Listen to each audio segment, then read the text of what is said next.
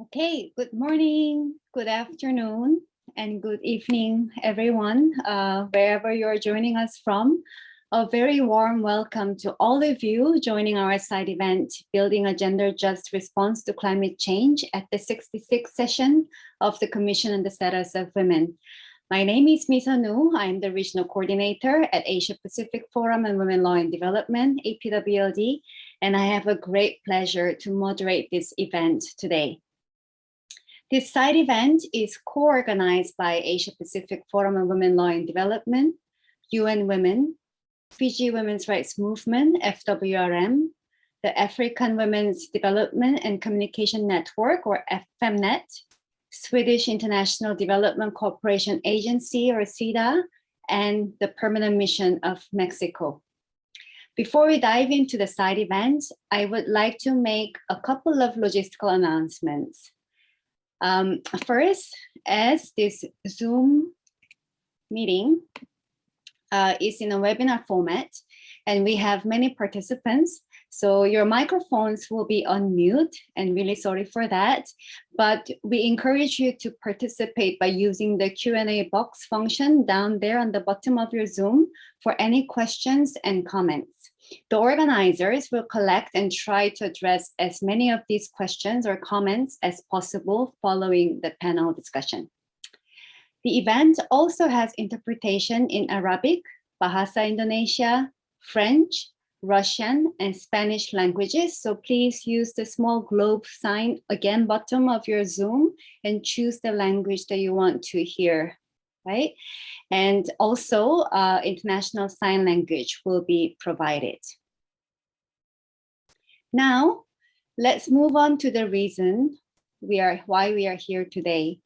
The loss and damage caused by the climate crisis is the very realities of women and their communities every day, including sinking islands due to increasing sea levels, forced migration and displacement due to climate-induced disasters, rise in non-arable lands and salinization, and adverse impacts on indigenous communities, their cultures, and distinct identity. Yet, as we know, loss and damage are very much sidelined in the overall climate negotiations and policy conversations, including the ways to address structural inequalities it builds itself on and also reproduce, as well as historical responsibilities, including global climate finance mechanism. Furthermore, there is an urgent need for women's crucial voices and leadership to be recognized and drive the climate discussions, especially from the Global South, who have least contributed to the current climate crisis, but most adversely hit, while they're also holding the front line tight to protect our communities and the planet from the already advancing climate catastrophe. I hope today's side event will give us an opportunity to rethink the economic, political, and social systems that are responsible for climate change, and more specifically, loss and damage. The side event specifically aims, first, to understand the impact of loss and damages caused by climate crisis on women's human rights in Asia and the Pacific, Africa, and Latin America regions. Second, it also aims to discuss ways in which current and future policies and programs on loss and damages can be better aligned with international human rights standards and commitments and the principles of common but differentiated responsibilities. And also it aims to consider concrete policy recommendations for a human rights based and gender just approach to avert, minimize, and address loss and damage and disaster risk responses. We will begin with a panel discussion, followed by a question and answer session for at least 10 to 15 minutes. And then we will have another final round of short remarks from each panelist on recommendations or ways forward. We are co-creating this space with all of you who joined us today, so please stay with us throughout and do ask questions or share your comments as we go using the Q&A function. Today, we have the pleasure of having 6 panelists with us, and let me introduce them one by one to you. First, we have Ms. Nalini Singh. Nalini is from Fiji, She's a feminist and social development specialist with over 20 years of experience in design, implementation, management, monitoring, and evaluation of women's human rights and development programs in Asia and the Pacific. Her passion for women's human rights and gender equality driving her work. Her particular interest is in the issues of women's sexual and reproductive health and rights, decent work, and organizational capacity strengthening. She is currently the executive director of Fiji Women's Rights Movement. The second panelist we have is Ms. Sara Duerto Valero. I hope I pronounced your name correctly. Sara is the regional advisor on gender statistics in UN Women's Regional Office for Asia and the Pacific, where she manages the flagship program initiative, Making Every Woman and Girl Count, as well as the regional program, Building Back Better on Gender Statistics.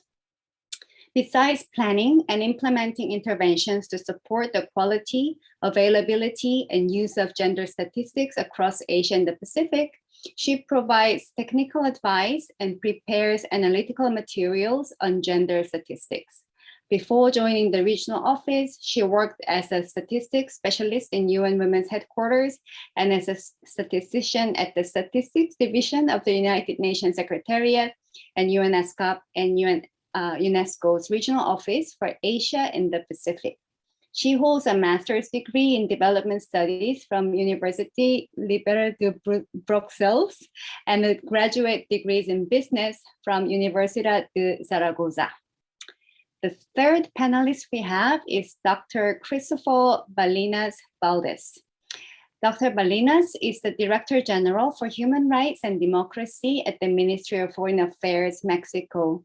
In that capacity, he is in charge of coordinating the foreign policy in human rights and democracy. Prior to that, he served as head of the Office for the Evaluation of Performance at the National Institute for Transparency and Personal Data Protection, and previously served as Deputy Director General at the Ministry for Social Development and has been advisor to the Vice Minister for the Interior and to the Vice Minister for the Environment.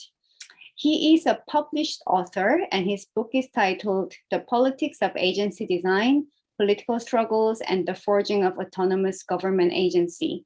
He has published commentaries for leading newspapers in Europe and Latin America, and he is a PhD in politics from the University of Oxford and holds numerous other academic titles and accolades.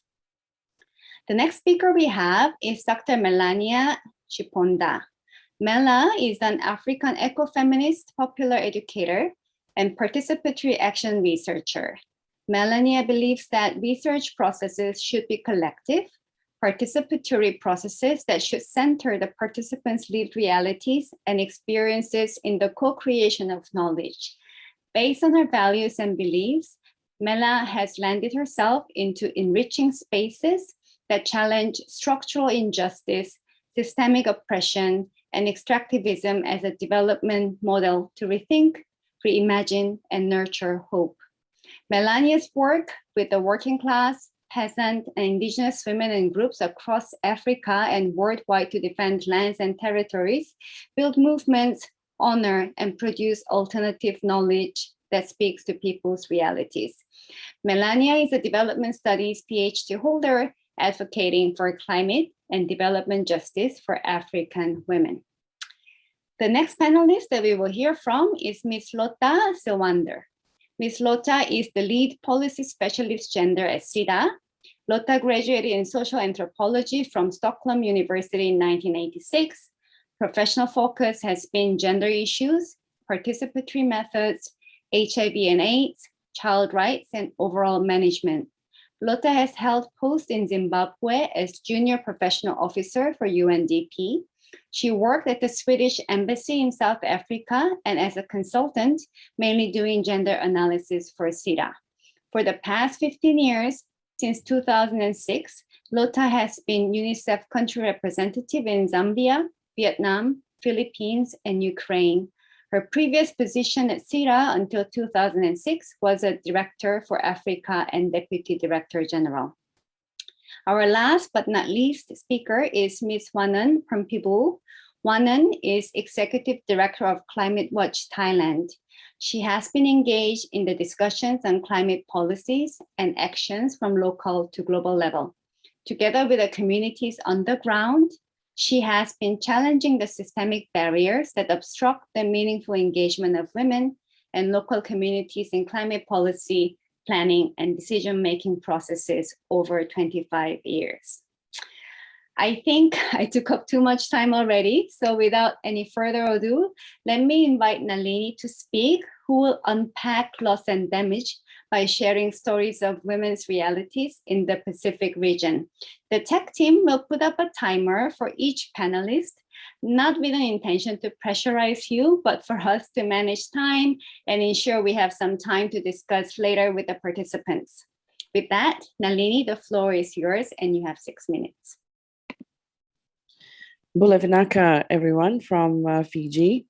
It's a pleasure to be part of this panel. And if I can just ask the tech team to put up my slides, thank you very much. So I am speaking on loss and damages, unpacking it a little bit in terms of the lived realities from the Blue Pacific. And I'm quite glad to see at least 1 or 2 people from my region who have made it to this panel. It's midnight here in Fiji. And a special mention to Mary Picard, who I see has joined our session. Next slide, please. I wanted to put up a map of the region that I am going to be speaking about to let you all know, and perhaps those that are not familiar, of the region where I'm from. Fiji is in the middle of the South Pacific, but look at the Pacific region. It spans coast to coast from the Americas up to Asia, and Australia as well. And the region itself is unique. It's divided into 3 subregions: Melanesia, Polynesia, and Micronesia. And each subregion is unique in terms of its geophysical, elements. And in terms of loss and damage, well, the Pacific Islanders are already experiencing loss and damage in very profound ways. And as climate change unfolds, its impacts have caused grief and suffering through loss of life, infrastructure, livelihoods, well-being, place, and culture. Loss and damage is already with us, and we experience it on a daily basis, and women are bearing the brunt of these. Pacific Island states face many natural hazards, all exacerbated by climate change, where we have tropical cyclones. The frequency of Category 5 cyclones have increased. We have tsunamis, we have droughts, heavy rainfalls, and that too is coupled with a few dramatic and quite deadly volcanic eruptions. So for some low-lying island states, climate change poses an existential threat, and you may have all heard of that. And our region is increasingly recognized as perhaps one of the most vulnerable areas to potential mass migration and relocation due to climate change. And for some Pacific small island states, there's already cases where communities find themselves impacted by intolerable climate change risk. Sea level rise, really quantifiable at higher levels. And in some small atoll countries such as Kiribati and Tuvalu, we know, and we've seen images of the possible inundation projection for the future. We have environmental change. We have declining crop yields and fish resources reliability. And of course, all the other demographic and socioeconomic factors that are coupled with this. And the options for space is very constrained, as we have many people who rely on subsistence or semi-subsistence livelihoods, and our national economies are narrowly based on tourism and foreign aid. Next slide, please. Recent studies have also emphasized the close linkages between climate change, disasters, conflicts in the Pacific, and there is going to be mass relocation, and this is going to be frequent. And we can see there's going to be mass migration, by 2040. Fiji has recently announced that, there's been up to 676 coastal communities that will probably need relocation, out of which 42 are in need to be relocated within the next decade. So loss and damage and the risk space for Pacific Island states, we have tolerable risks and the intolerable ones, tolerable whereby the communities can adjust, this is post-disasters, building seawalls or changing building codes or the style and systems of ecosystem management. And over time, we can see the risks becoming intolerable, whereby we see mass relocation and resettlement. And this presents many challenges to many of our countries. We have loss of crops, we have loss of traditional practices, we have a loss of materials that we make, our artifacts. We have seen reduction in species and so forth, medicinal plants, etc., across the region. Next slide, please. I wanted to focus more on the non-economic loss and damage dimensions because the economic ones are the ones I've talked about earlier. They are perhaps much discussed by policymakers, leaders, and researchers, but there tends to be less focus on the non-economic loss and damage dimensions. And this diagram I put in here, produced very recently through research by this very brilliant group, shows us the 8 interlinked dimensions of the non-economic loss and damage that we see here in the Pacific. We see that because this is often, less tangible and very difficult to measure, so it is perhaps not paid attention to, and it can lead to an undermining and destroying of entire societies and cultures. So non-economic loss and damage is, means that it's a loss of values that are not commonly traded in the markets, and this could mean what you see in the diagram, damage to mental health, culture, way of life, biodiversity, and social cohesion. And why am I mentioning this? So in the Pacific, women are at the center of these losses as custodians of culture and tradition, as educators in the communities, as nurturers, providers, and as first responders. And once lost, these non-economic values cannot be adequately compensated. Next slide, please.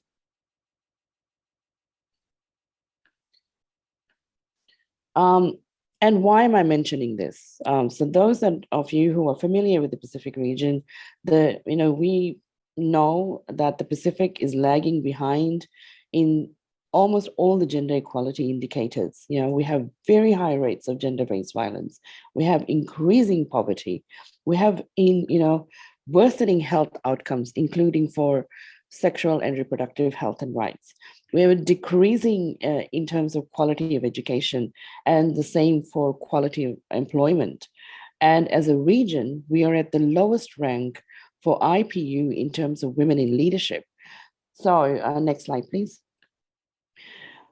What does climate change do to us, to women in a situation where things are already not, on par?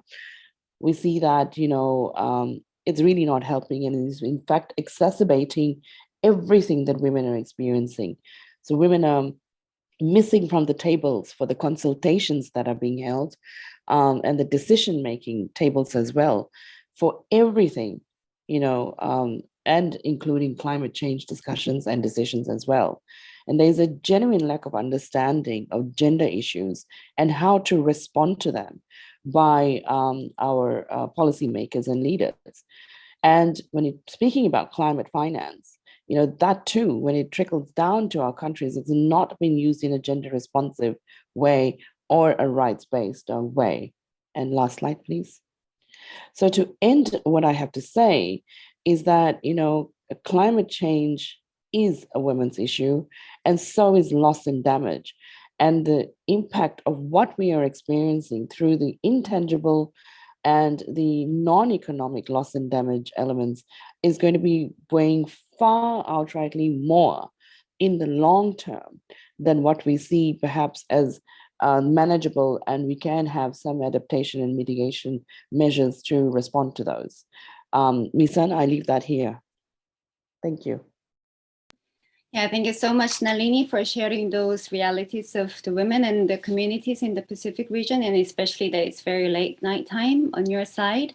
And I just take note of your maybe the emphasis that the non-economic dimensions of the loss and damage, and most of them are irreversible, right? So we are in a very clear urgency to address the issues, but those discussions, policies, analysis, and data collection should be centered around the lived realities of women and their communities on the ground. So thank you so much, Nalini, for your presentations.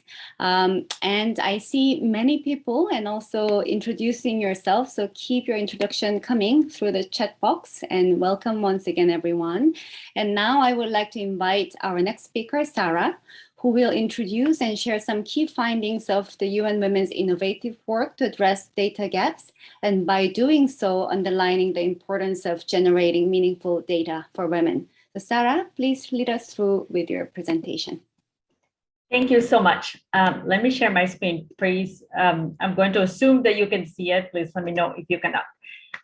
So I'm going to talk, actually, it fits in really nicely that I'm just following through from Nalini's presentation, because she spoke exactly about what I wanted to talk in my first slide, which is some of the existing indicators and measures that we're using to kind of assess what the situation is aren't really fit for purpose from a gender perspective.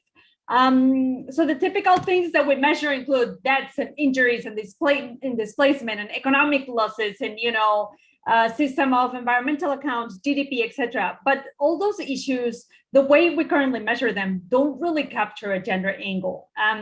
So for instance, rather than just disaggregating death data or injury data by sex, it might be interesting to look at some of these injuries and displacement data by family composition. So who's migrating with whom, who's taking the children with them, who's caring for the elder, right? Rather than just looking at some of the economic loss, infrastructure loss, it would make more sense from a gender angle, rather than just looking at these assets, to look at who actually owns those assets and who is able to inherit the assets in the event a disaster kills your partner, for instance, right?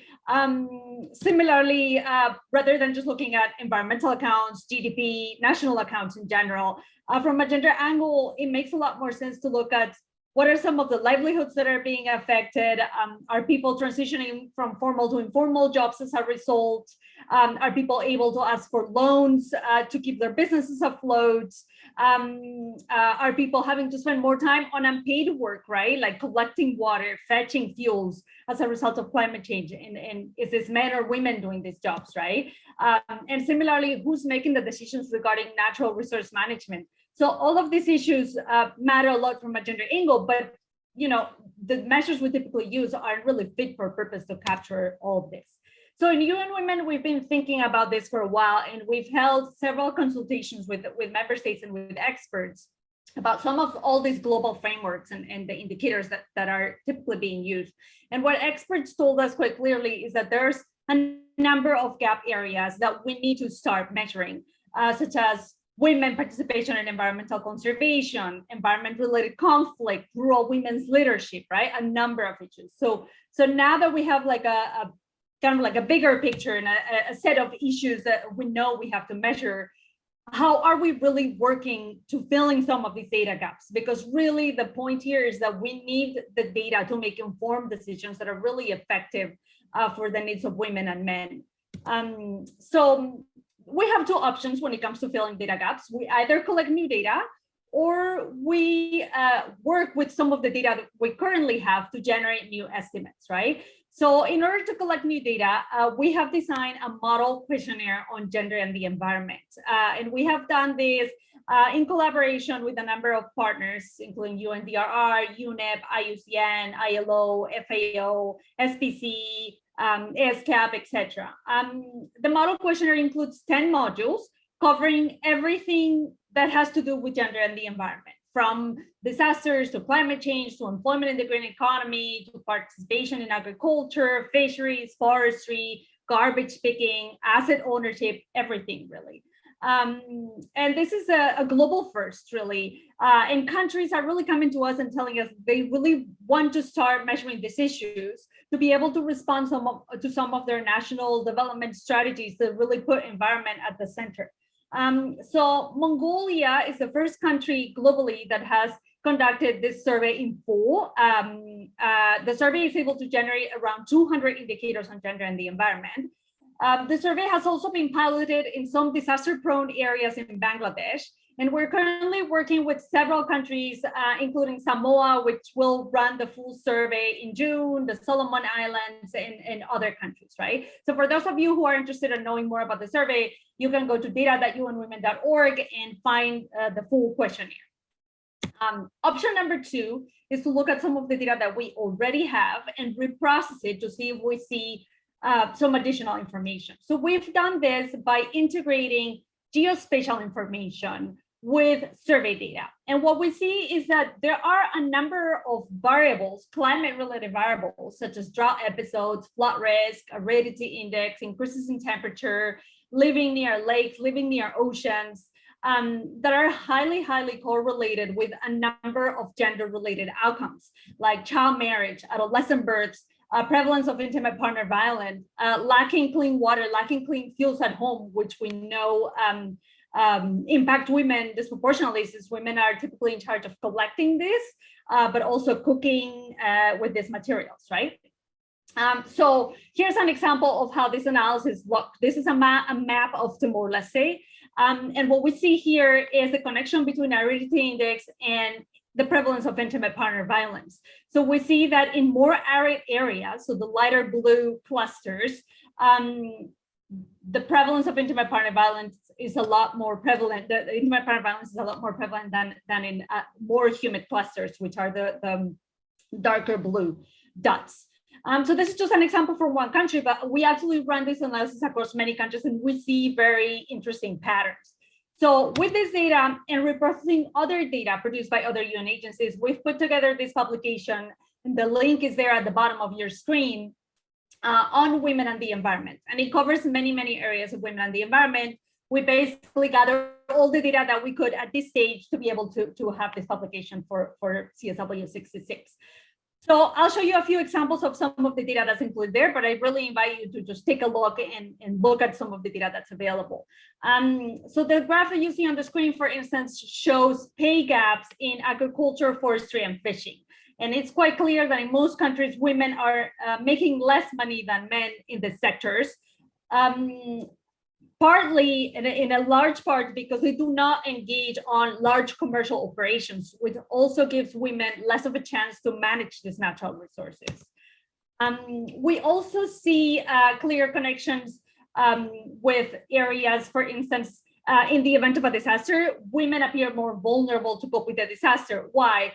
Because they are less likely than men to have access to a bank account. As you can see, 68% of women in the Asia Pacific region have access to a bank account or financial resources compared to 75% of men. In almost every country, they are also less likely to own land and other productive assets, as you see in the graph there. So they cannot use this as collateral to ask for loans, for instance. When it comes to early warning information, women have less access to the internet than men. Only 54% of women in Asia and the Pacific have access to the internet. So again, challenges to access this information. And here's some of the cross-country analysis, looking at some of those climate-related variables that I was mentioning earlier. So we see clearly that across countries in arid clusters, child marriage rates are higher. And similarly, in arid clusters, adolescent birth rates are higher. Obviously, these two things are very much related, and we know this from existing literature, right? Child marriage and adolescent birth rates. But it's interesting to see that there's such difference with aridity, right? So we can expect that as aridity intensifies due to climate change, child marriage in adolescent birth rates may intensify as well, right? So worth exploring some of these connections a little further.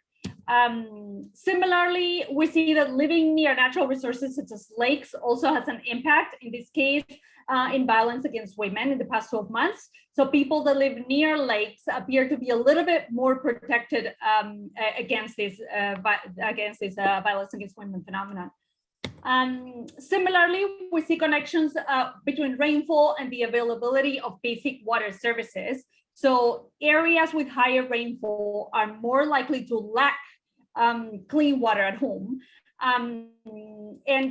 Obviously, this when probing a little further, we see that this has to do with lack of infrastructure, of course, but also people that live, people that don't have pipe water at home and live in some of these rainier areas typically rely on rainwater for drinking when it's rainy, but when it's dry, they turn to other unprotected sources, right? So this is obviously a challenge. So as climate change intensifies the unpredictability of rainfall, we can see more women becoming vulnerable to this, right? And as we see on the graph on the right, in most countries, with the exception of some Pacific Island countries for the most part, it is women actually who are typically in charge of collecting water in most households.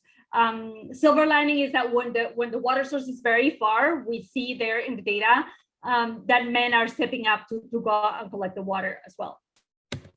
Similarly, very clear connections between rainfall and availability of clean cooking fuels.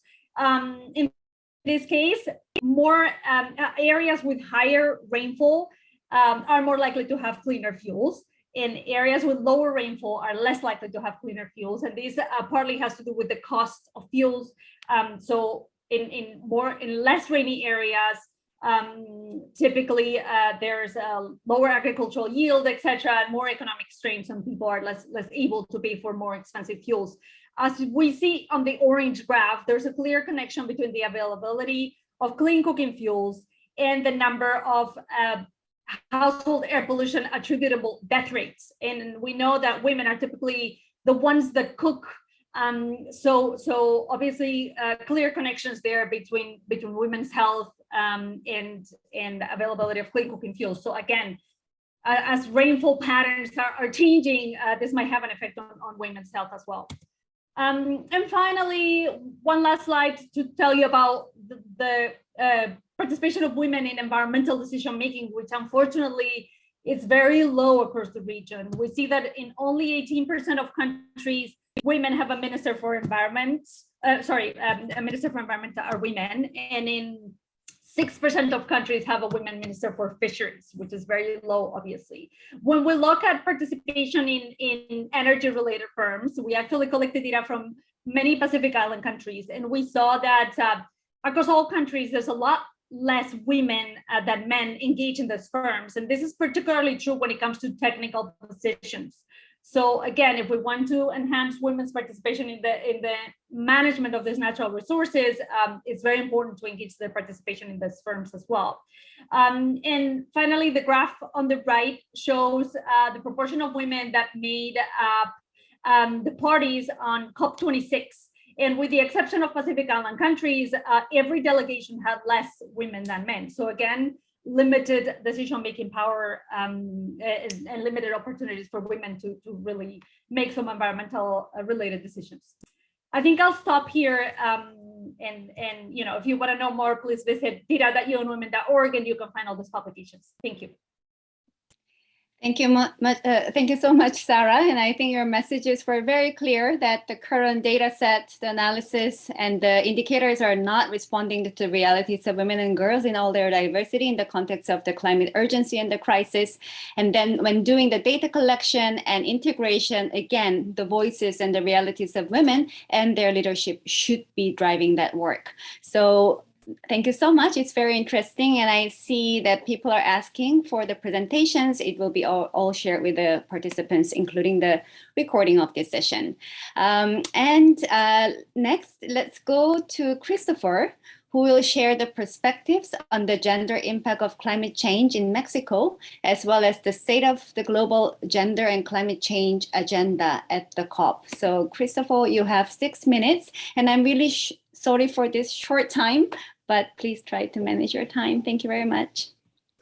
No, on the contrary, thank you very much. And actually, I'm going to make a link between the previous presentation that has been marvelous. Actually, I think is the perfect background for the things I want to say. It's actually what Sarah was saying about the importance of having women on decision making is exactly the focus that Mexico is doing in the foreign policy. So I'm going to move a little bit backwards in order to go forwards and to tell them how is Mexico doing internally, but also externally on pushing forward a gender-based approach on negotiations internationally. So firstly, I have to say, Mexico has a tradition in the foreign policy of being really progressive. And actually, we were the hosts of the very first international conference for women 47 years ago. So this is what's important for us because we created a really new path on international negotiations, included a gender perspective. So it's not only about hosting, but about compromising. So having this conference 47 years ago was important for us, but also you want to have this conference in your country in order to create consensus or some kind of consciousness, but also to move forward your national agenda. So since that moment, we start creating statistics and the recognition of several gender and women and girls' rights internally. So this was really important, and of course a breakdown and a breakthrough in our national history. So we started creating statistics, but also we started creating gender rights and the recognition on the national normative framework. Secondly, of course, we have been participating in every single international fora regarding women, but just recently, 3 years ago, we launched a feminist foreign policy that maybe many persons will ask, what is this about? And this is important because our international agenda and the foreign policy is based on constitutional principles in Mexico. So basically, we create a brand new principle that includes gender in every single decision in the foreign agenda. So for us, it's important because basically what Sarah was saying before is like you need to recognize all the challenges that women are facing. And these challenges are interlinked, and actually you need to recognize that basically you have violence in one side, of course you have economic gaps, political gaps, civil rights gaps, but also you are facing a climate crisis. At the same time, you have conflicts. And all these things are interlinked and are affecting women in a massive way. So for us, it's important to recognize this and act accordingly to the problems. So basically, we launched a feminist foreign policy because one of the things we realized, we were pushing forward gender rights only on gender for international fora, and you need to push forward gender rights in every single fora. So this is important. So this is really important for us. So we start acting in a really human rights perspective. So for us, it's important to recognize this. Was important to recognize this and launch a feminist foreign policy to include these are the principles in every single negotiations. And actually, this is important because during the COP of climate change in Mexico, basically when we have the presidency, we were able to include the recognition of human rights and gender rights during the negotiations 10 years ago. But ever since, nothing has passed and nothing has been included in the negotiations. So Mexico has been included in COP25 and COP26, the recognition of human rights and especially gender rights, and of course, indigenous peoples and local community rights. For us, it's important because as you were saying before, you have the case of course, these little islands and of course, countries who are really affected by climate change. You need to recognize also the impact that women do to climate action. And basically because during the lockdowns, women are not contributing to climate action. So this is one of the proofs that basically you need women for conservation of biodiversity, but also for climate action. So the contribution is huge, but also the effects on women are huge. So you need to recognize this on your international negotiations. Otherwise, you are not impacting as you should do. I know that I have so little time to continue, but one of the things I want to leave here in the conversation is like, you need to act accordingly to the problems, and you need to include these principles on your negotiations. And other things that we want to make clear is like our negotiations internationally, we're expecting to have an impact nationally. So when we were focusing on pushing forward gender rights during the COP25, we also launched our consultations for having a national gender plan for climate change and gender. So this is important because you are expecting to act internationally and domestically at the same time. So this is exactly the thing we are focusing at the moment. This is the kind of thing we want to make a call out to all the countries to focus, and of course challenging, not to focus rather than challenge it, but on international negotiations, and to compromise with women not only in your narrative, but also in your actions. And one of the things I want to highlight finally is like, this is important to keep in mind that, of course, more women in power are going to change the face of politics. This is something that we are focusing in Mexico, and our delegation for COP26 was one of the 3 delegations with more women, and 25% of these women were actually young women negotiating. So this is important to act according to your principles. So this is one of the examples we want to set. This is one of the things that we want to be recognized, that when you have women negotiating, you're going to have an impact. And of course, Sarah was saying about how many women you have in cabinets around the world. But one of the things that for us is important is our Minister for Environment is a woman, but also our head of delegations in all the negotiations are women. So this is important to have a women face in all the negotiations. I'm going to stop here because we have so little time, and I suppose we're going to have some interaction later on. So on the courtesy of the time, I'm going to stop here. Thank you very much, Christopher. And I hear you loud, the importance of having women's participation as well as their leadership in policy-making processes and on governmental delegation, right? And then also recognizing human rights and gender rights in everything that you do, not only on women and gender. And also you brought up the very important point of having the global level negotiations an impact at the national level, and that's accountability. Right, so thank you so much for that.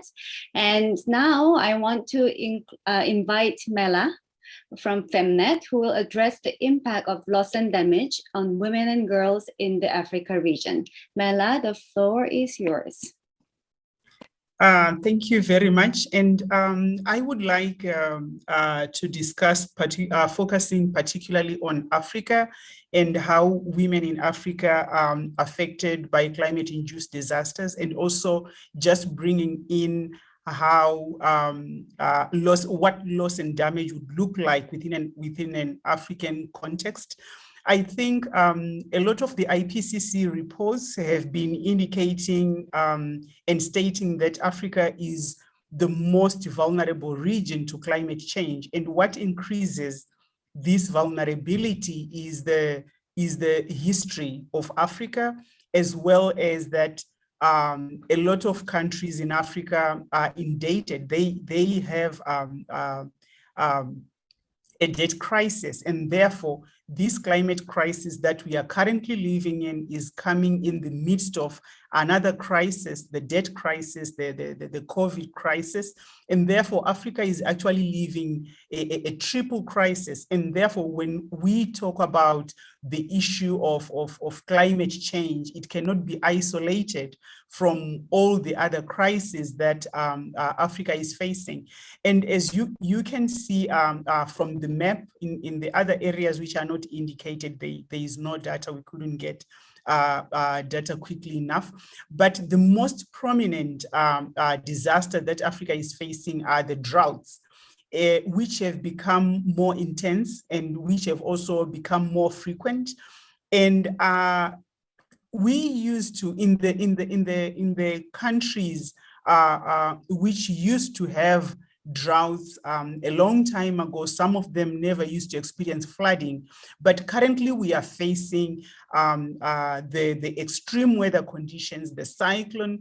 As we can see that in Madagascar, there used to be more cyclones, but as we are moving, we are also realizing that these cyclones are also experiences in countries like Mozambique, and of note, the 2019 cyclone CEDAW that affected Mozambique, Zimbabwe, and Malawi, killing more than 3,000 people. And this every year, the four countries have been facing cyclones every year after the cyclone CEDAW. And looking at what are the losses that women are facing, the challenge that we often sit with is that losses are usually quantified in purely monetary terms. And when that happens, it tends to push the work that women do, because of a lot of the work that women are doing. It is the unpaid care work, informal work which women are doing, which is largely not quantified. And therefore, when losses are distinguished between economic and non-economic, the losses that women experience are then not quantified. They are pushed to the periphery, and that is one of the major challenges. When we talk even about the data that is existing, a lot of the data that is existing is not gender disaggregated, and therefore, how many of the deaths experienced, for example, during Cyclone CEDAW were women, we realize that a lot of it is just quantified as we lost 3,000 people. But more research is showing that a lot of women died. Why? Because of the institutionalized or structural violence, systemic violence in terms of cultural beliefs, which puts the burden of care on women. Women died because they were trying to rescue. Women died because they were wanting to protect other people, but that kind of data is often missing. And where research is done, mostly the research is done in ways which are extremely extractive, that women are alienated from the data that is speaking to their own experiences. And therefore, there is need to think about research processes being done differently in ways that would center women's experiences and in ways that allows women to talk about what are the losses that they've experienced in their own terms and in their own understanding of the losses, whether these losses can be quantified or cannot be quantified. And looking at all that women are facing in Africa, we can see how even the reconstruction after disasters is often done by women, but that is often missing in a lot of the data that is existing on loss and damage. And when we talk about, we need to have women's quotas, we need to have 50-50 women representation in decision-making processes. We talk about it and then we put that in policies, but we do not make deliberate efforts to make sure that women participate. For example, when we would say, everything is open, women can be able to participate at the UNFCCC spaces. We're not talking about the issue of redistribution of care work, which is a huge hindrance to women's participation. How are women going to deal with their the household burden? So when that is not addressed, then it may mean that the policies and all this gender equality, equity becomes just rhetoric. And this is particularly for the women in Africa whose livelihoods are largely informal and who are working largely in the food production processes at subsistence level.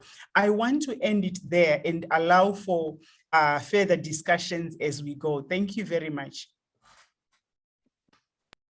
Thank you so much, Mela, and really highlighting the importance of the gender disaggregated data and how we analyze it, and then also understand the causes and consequences of the climate crisis using the data, right? And I see many commonalities between your stories and the stories that Nalini shared. So yeah, thank you so much once again. And now I would like to invite Lotta, our next speaker, who will share Sweden's perspectives on loss and damage and its impact on women and girls globally. And Lotta will also share programs and best practices, as well as some ways forward to mitigate the impact of loss and damages and advance women's human rights. It's a big topic, but Lotta, please lead us through. The floor is yours.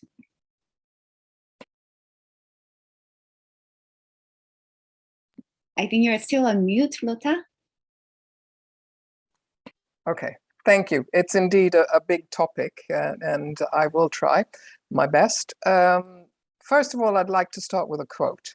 At COP26, the Barbados Prime Minister, Mia Mottley, said that she wants richer countries to stop throwing garbage in her yard and then telling her to clean it up. She said that this is unjust and it is immoral. It is really wrong. And I can't agree more than that. So loss and damage, which has already been discussed by several speakers today, is a phrase for the destruction already being wreaked by the climate crisis on lives, livelihoods, and infrastructure. And as you know, it became a critical issue at COP26 with lively discussions on compensation for climate change loss and damage.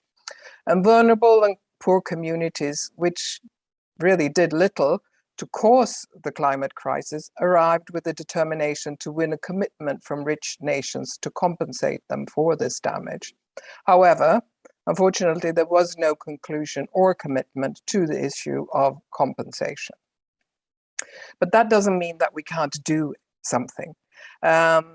We know and we can contribute, we can cooperate, and we can support the communities that are most affected by climate change in many different ways. As some of you might know, Sweden is a country with a feminist foreign policy that prioritizes respect for human rights, representation in decision-making, and equal rights to available resources.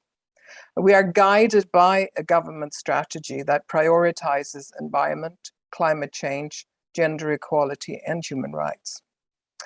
But let me just take a step back and talk a little bit why Sweden has the priorities that it has and why it is our position that gender equality and rights-based approaches are integral to our work on disaster risk reduction in particular and climate change resilience in general.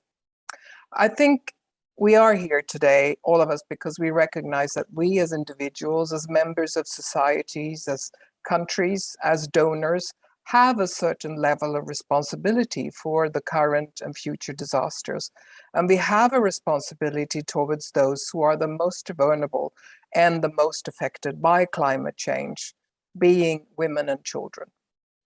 The discussion that we have heard thus far, and I thank especially Nalini Singh for her excellent presentation, are far and clear evidence that we all share in the belief that people, through cooperation and solidarity, can change the trajectory and reduce the impact of future disasters.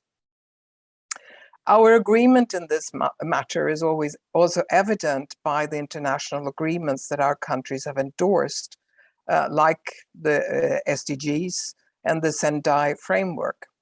There is, I believe, indeed a collective will that we now have to harness in the right direction to solve the issue of climate change. Given our shared commitment to coordinated action on disaster risk reduction and climate change, what are the facts and the factors that we must engage with? Well, luckily for us, there is a wealth of knowledge based upon research, local wisdoms, human experience, etc. And I don't need to repeat that. Sweden Sweden's engagement in climate change issues recognize the importance and the impact of those forces, and that we work together with partners that are interested to develop more sustainable, more just and greener alternatives than to just status quo, which is not an option. Working with, for example, the Environmental Economics Program for Southeast Asia, we support the development of economic models and analysis that assist policymakers and practitioners to better recognize in their planning the value of ecosystem services and the cost of environmental damage.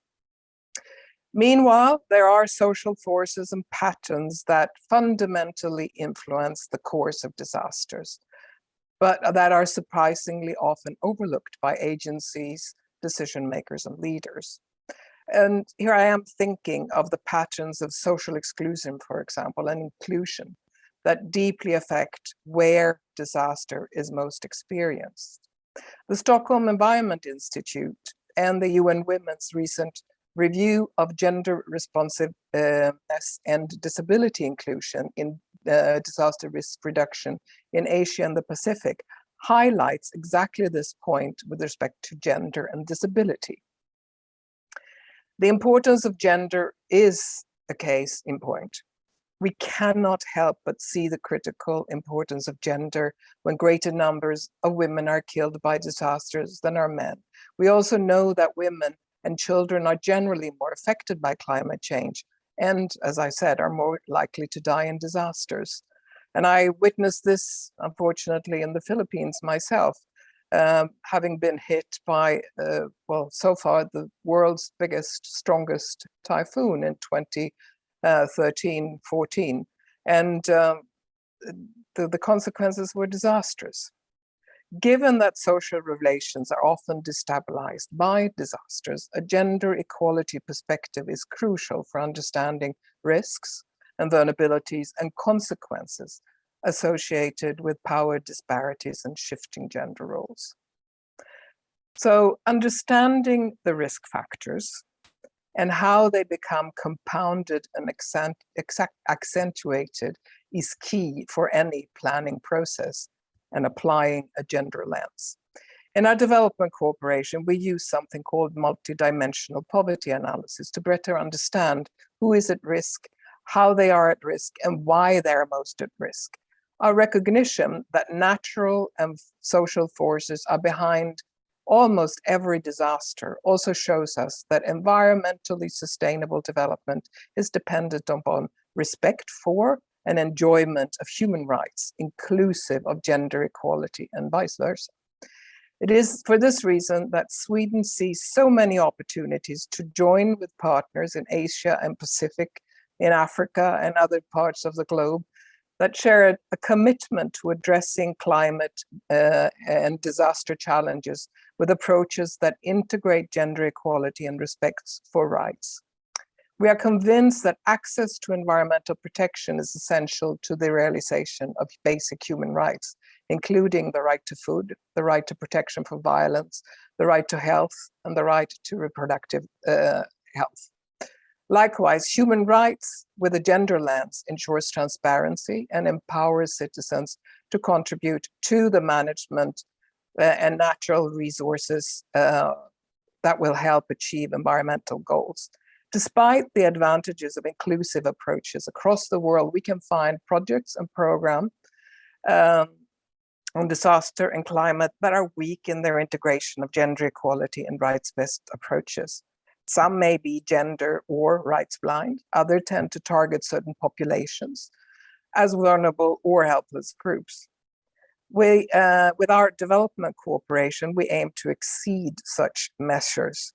We recognize the experience, the knowledge, and the wisdom of marginalized groups and aim to contribute to conditions for their active participation and voice to shape their future. If mitigation is going to be real, it has to come from those who experience it. And as donors, we can help fund adaptation and mitigation alternatives. So how do we strive with this together with our partners? And due to time constraints, I can give a few examples.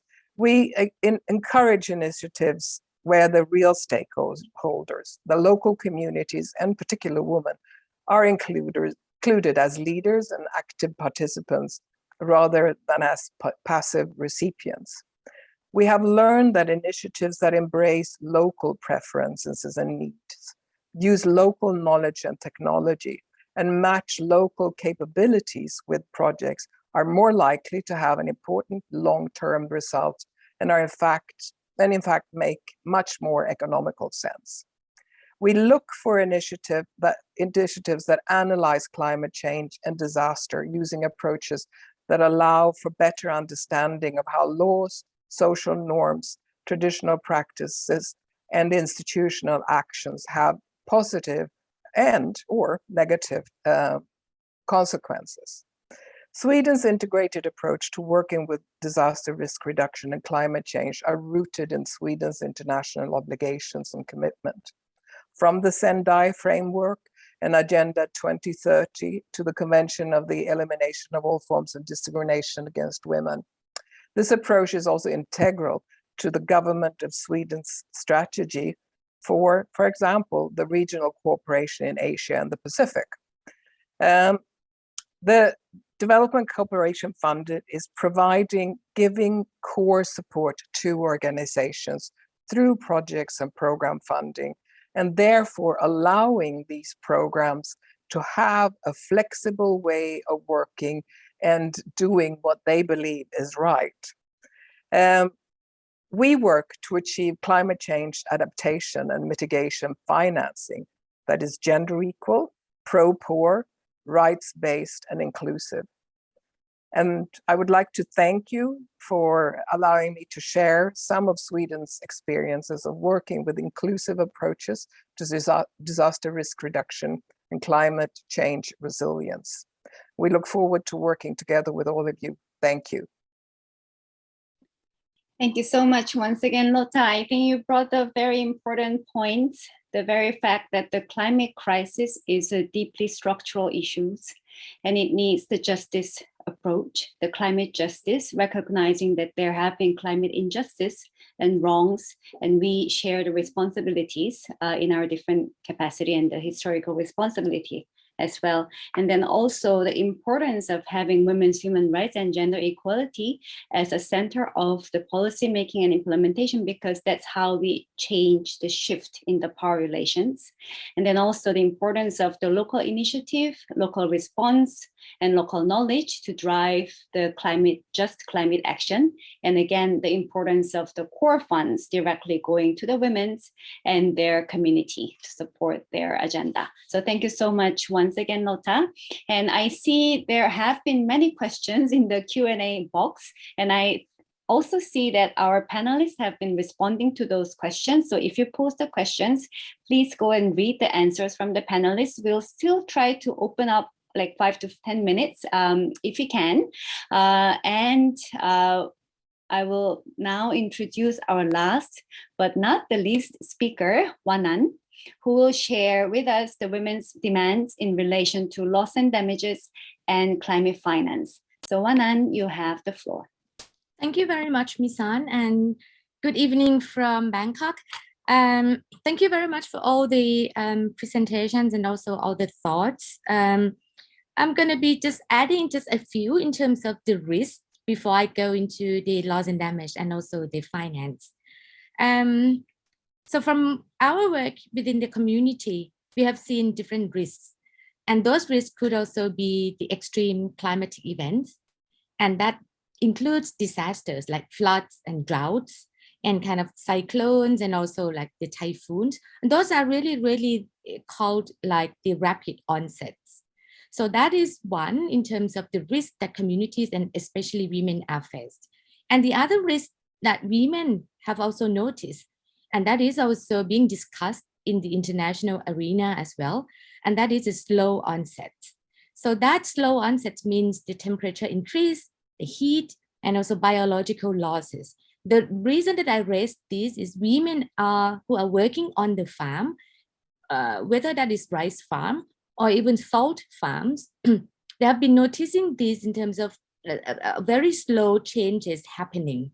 So we need to also address in terms of the slow onset events and what kind of risks that have been on the communities and also on the women and their livelihoods. And also we have seen a number of initiatives from the government, especially those from the ASEAN country and the Mekong region. There has been a very good starting point on doing a mapping of risk. But those mapping of risk lacks the very, very key element on it. It does present only the physical risk, but not in terms of socio and livelihood risk. And that would require in terms of the women and communities and indigenous peoples engagement in order to identify different kinds of risks. And those kind of risks is very important because it's site specific as well. Because you can notice only the physical risk, but in terms of socio and livelihood impacts and risks, you have to ask women on the ground and those who are working in the farms and also in the sea or those indigenous people. So we really need to engage them in this mapping of those risks as well. And then what have been happening on the ground in order to respond and also to do everything women can in order to survive amid the climate impacts. So that we have seen a number of initiatives, but there are limits to those initiatives. So they need, for example, farmers have changed their calendar, a crop calendar, or they are building flood barriers, or they dig or have their small ponds in their farms, but those are not going to be enough because the temperature continue to rise. So that means they need new technology and also they need new finance in order to overcome those impacts and also those loss and damage. So we can see that the biological loss, which is also the quite slow onset, women have been depending their lives on what has been in the forest and also depending on the ecological services like water and also clean air and also kind of humidity, but those would be lost, and that is non-economic loss. So we also need to address those with engaging with the women and also the community. And also in terms of like, how are we going to trying to find the new finance or the financial facilities in order to address these loss and damage. So I think it would need to be a space in order to discuss this so that all the impacts, risk, and also the loss and damage would be identified together with the local communities and also the women on the ground and indigenous peoples. So so in terms of the data like mapping, we need to have it like aggregated data in order to show what kind of livelihood and also what kind of dependence these groups and these women have been depending on. And with that would mean you also need to have a new finance rather than sharing the finance on mitigation and also the finance on the adaptation. The loss and damage is going to be something beyond the adaptation. So the finance would have to be there and also responded to the needs of those who are really at the forefront of the climate risk. And the finance, we see from the example of the finance from the GCF, it's not yet responding to what women really want to see. The finance doesn't really come directly to those on the ground. It has to go through kind of the accredited entities or the organizations. So we need to enhance those kind of channel where the finance could also be directed to those on the ground. So that for now, that I would like to share, Ms. An. Thank you so much, Wanan, for bringing the issue of, women have been adapting in the context of the loss and damage, but it's never enough because it's the structural issues. And then for that, we need a new resource, the new climate finance, especially not, sharing with the adaptation resource or mitigation finance, but really a new finance to address the loss and damage. So thank you so much once again. And with this, I think we have listened from all the speakers, and thank you so much, all the panelists once again, for a very rich engagement. I also see that all the questions that posed by the participants have been answered by our panelists, and we have only 20 minutes left for our side events. So I would like to suggest that we go back to the panelists for one final short question, right? And also, if you wish, you can also include some of your answers to the questions that you also responded already. So my last question to all of you, to all the panelists, is can each of you share a couple of policy or programmatic recommendations to avert, minimize, and address loss and damage? Yeah, you each will have 2.5 minutes maximum. And for this, why don't I go in the reverse order? So sorry, but Wanan, you are the first one. And then I go to Lotta, Mela, Christopher, Sarah, and Nalini. Yeah, so thank you so much. Wanan, please go ahead. I think one of the key would be to link it to the mitigation as well. So that means the delay in the mitigation would mean there would be impossible or no way to do the adaptation, because it would be far beyond the adaptation, and your adaptation might not be possible at all, and it would be very, very costly. So in terms of that, you cannot really mitigate the loss and damage. It's already there because it's beyond the capacity of adaptation that you can do. So you need the finance. We really need to have the finance, and that finance has to come from those who are causing the impacts of climate change. And that is not just only from the historical emissions, but also the ongoing and the present emissions. So that kind of new finance would need to be in place, and that would have to also include in terms of who's going to be accessing that, and just to make sure that those on the ground are having direct access to those finance. And also in terms of the delay in mitigation, so we really need to have a real zero, because that the delay in the mitigation, that means your adaptation would be totally impossible, and you will have a lot of loss and damage. So in that, we really need to have the real emission reduction as well. Thank you. Thank you so much, Wanan. Now, next, I will go to Lotta.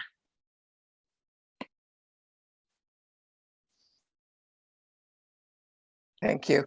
Well, first of all, I think from where we stand, CEDAW as a development cooperation agency, I think it's really important to make the linkages between development and link it to the loss and damage issues of climate change. I think that we as donors should line up, we should align ourselves with one another, but we should definitely become better at listening and supporting the local agendas. One thing to discuss the compensation and the loss and damage agenda is that we suggest that the UNDRR's Sendai follow-up meeting that's going to take place in May, I believe, will actually discuss this properly, so that we as a global actors actually move forward on this. And so, and lastly, I'd like to make a connection between the loss and damage, but also to conflict and security. And I think Ukraine is showing us that there is very much a need for that linkage. So I'll stop there. Thank you. Thank you very much, Lotta, for that. And next, Mela, please go ahead. Thank you very much. I think loss and damage should, finance for loss and damage should not come as loans, because if they would come as loans, the ripple effect of that is that a lot of governments would cut funding in social service provision. And when that happens, women carry the burden of failed healthcare systems, of failed education systems, girls would end up not being able to go to school because of cuts in budgets. And loss and damage should also center women's realities, that the finance should not increase the already existing gender inequalities. I think the finances for loss and damage presents, they present an opportunity to address the existing gender inequalities if they would center women's practical needs, women's strategic needs. So I think the finance for loss and damage can actually go a long way in addressing gender inequality. And also that when we talk about how do we reconstruct, how do we rehabilitate, I think there is need to center care. From experience of the work that I have done, I realize that women suffer from a lot of traumas, a lot of violence before, during, and after disasters, that there is need to center care for women and their needs and the role that women play in rebuilding and reconstruction. Thank you.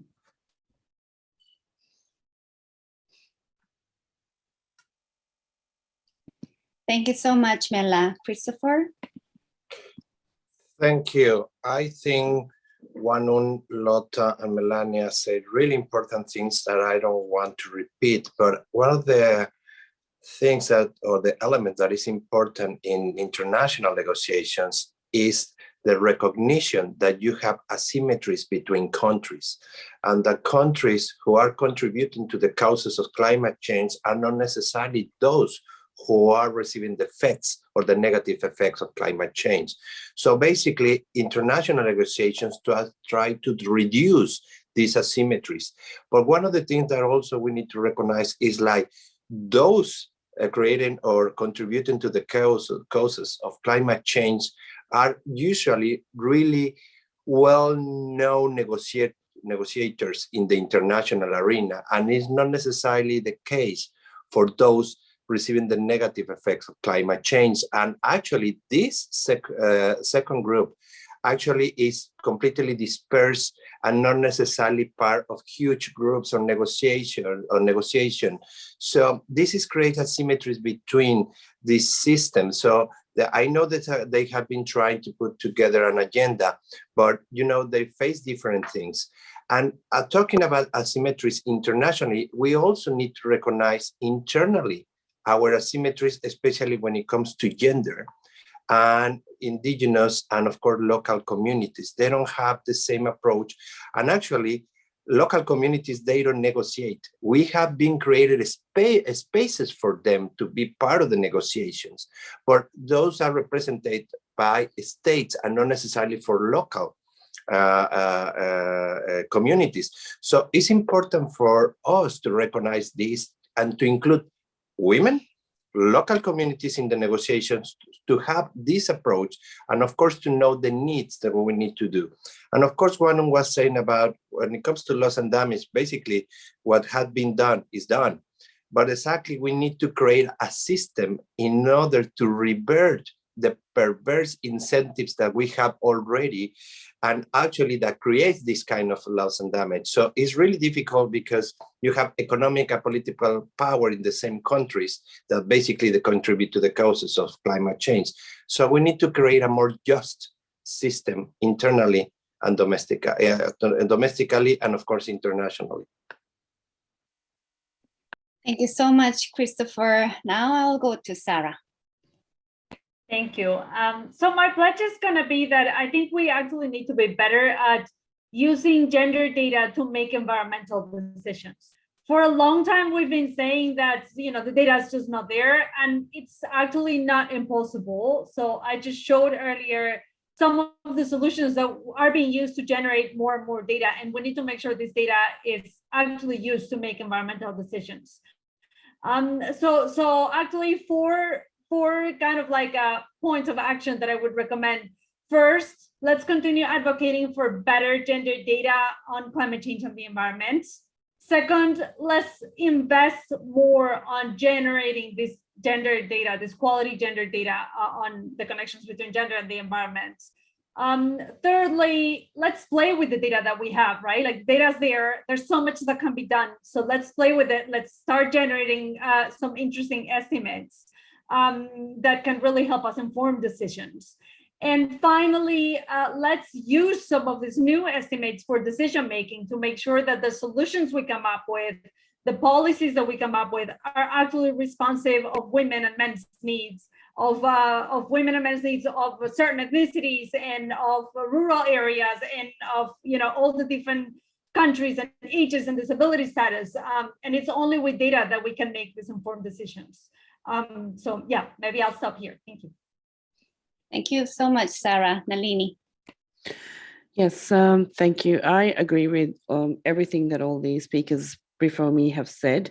And just to add from my side, more practically from what is happening in my region, in my country, I think there needs to be a concerted effort around gender mainstreaming. And gender mainstreaming is not putting a desk with an officer in a ministry, and that person is then responsible for anything in relation to women, but it is actually going through a process, transformative process, where we really sit and listen and understand the issues that come out in terms of gender. And there must be a concerted effort made to be gender sensitive, gender responsive, because being gender neutral gets us nowhere. And unfortunately, many of the countries in my region are moving in that way. So moving towards gender responsive planning and budgeting is absolutely important. And here I'd like to highlight a groundbreaking initiative in Fiji, which is called the Gender Transformative Institutional Capacity Development, which is aiming to do exactly that. It is an all-of-government approach whereby all the different ministries and government agencies are moving towards being much more gender responsive by going through a series of capacity building and understanding, really detailed discussions and workshops around what are the gender issues in my country and how can they then be more gender responsive. And this needs to cut across everything that the government is working on, including writing those proposals and having those negotiations around climate finances. I think the second thing would be to stop working in silos. It's very, very comfortable for our government ministries and different agencies to just focus on the work that they're doing. But over and over again, as we've talked about, the many examples of economic and non-economic loss and damage that we face, that it cuts across. If you're talking about agriculture, we're talking about food security, we're talking about livelihood sustainability, we're talking about economies, etc. Why is that then being discussed just by the agriculture ministry? It needs to have everyone on the same table and to have those discussions. And while we are at it, to be more inclusive, perhaps we should all follow the GHC formula for inclusion, where we're looking at gender equality, disability, and social inclusion, be fully immersed in that. And finally, I think, what I mentioned in my presentation was, make the concerted efforts to recognize the economic and non-economic loss and damage that we face, because it's quite, it's not easy. It's not easy at all, but because it's quantifiable and tangible, the economic loss and damage aspects get addressed a lot faster. But can you imagine if my entire region loses its culture, language, its way of life, the cohesiveness that we have, and the traditional knowledge, that is going to be something that cannot be brought back by, doesn't matter how many millions you pour into the region. So, and then of course, Sarah has mentioned about the data, and I fully support that. And the fact that how do we negotiate ways of not just having sex disaggregated data, but other aspects of disaggregated data, which then enable the decision makers, policymakers, to make the kinds of decision that is fit for all. Thanks, Misa. Thank you so very much. I will not, and I cannot attempt to summarize our rich and critical conversations, but just again, some key takeaways, right? I think what we are all hearing this morning, afternoon, and late night is that we cannot talk about the climate crisis if we don't address and act on loss and damage, right? It is the core of the climate crisis that we are faced with. And also, it's a little too late already. So this is really the time for us to act in a just way and accountable way to address the loss and damage issue. And then I think, as Christopher has brought up, that we have to understand the bigger picture. It's really a structural and systemic issues of the power inequalities and resource inequalities between countries, as well as between rich and poor, as well as between men and women and all genders, right? So the focus of the climate justice work is to shift the power dynamics to make a more just and equitable world.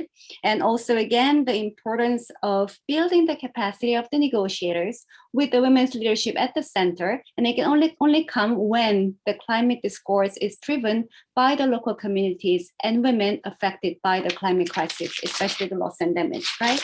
So that is what I'm hearing. And also, again, the importance of the data, the gender data, and the gender analysis of that, making use of all the analysis and data that we have. And as Lotta mentioned, okay, then let's look at the what are the things and what are the processes that we can utilize, right? And I think Lotta rightly pointed out that there is a Sendai follow-up mechanism in May. We also have a Glasgow Climate Compact, which talked about loss and damage and finance, not as a separate issue, but again, finance was addressed in the context of the loss and damage, and in a very accountable way. And also the importance of addressing the conflict, peace and security issue, because we see more and more conflict over resources that destabilize our world and then also increase the inequalities and power dynamics and insecurity of the human being as well as our planet. And also, again, the importance of the fact that the climate finance, especially the loss and damage finance, should not be in the form of loans, because we also saw very clearly in the context of the COVID-19, the budget constraint that we have, especially the developing countries, will put women more at the margin of our society. Also in acknowledging the role that we play, but not recognized in our society, including our care work and overall contribution to our community and the society. And again, also the other one important point that I hear across our conversation, and last point, Nalini, that our struggles are deeply structural and connected. There cannot be any issue that stands alone. If you want to address and come up with the right actions, it has to be understood in a holistic way.